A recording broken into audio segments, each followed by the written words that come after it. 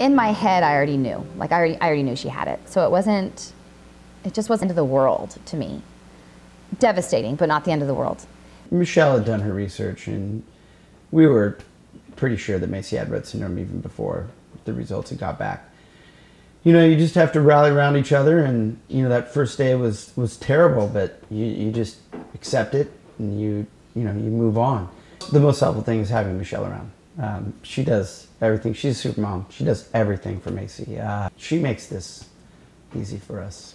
We have to do everything for her, everything. Every bite of food, every drink of a drink, showering, every time she goes to the bathroom, 100% of getting her dressed. She can't help us at all. We have special ankle braces for Macy because her ankles turn out. Even though she doesn't stand independently, she needs them for all of her therapies. She stands in a stander. We try to, we have her up as much as we possibly can. So she wears ankle orthotics, and she also wears a brace on her arm to keep her hands out of her mouth and to stop the continuous hand movements. And so if we straighten her one arm with the brace, she'll then use her dominant hand to activate toys, to reach for things. She has a cup holder that she can bring a cup to her mouth.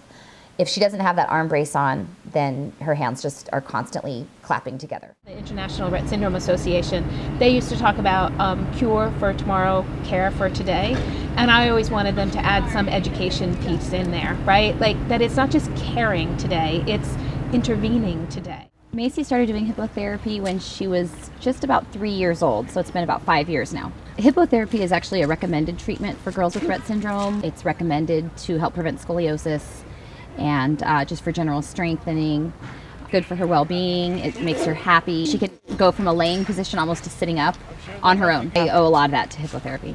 Emerson, okay, we're gonna do one more. Up. Good boy. Okay.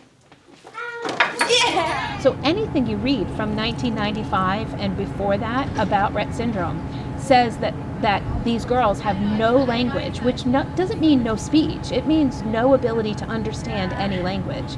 But what's happened over the last 15 years is we've been able to demonstrate that in fact these girls have quite a bit of language understanding, that they can learn, and that in fact oftentimes learn in ways that isn't very different from what we know about typical children. The issue is the way they can communicate that understanding is so limited. One of the most significant things with Rett syndrome is the lack of communication. So the girls usually cannot speak, and they can't learn sign language because of their constant hand movements.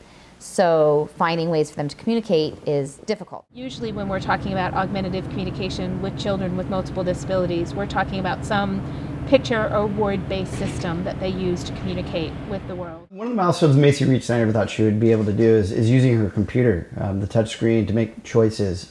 I never thought she would be able to use her hands. You want some sandwich? I want a drink. Okay. I want a drink. I want a drink.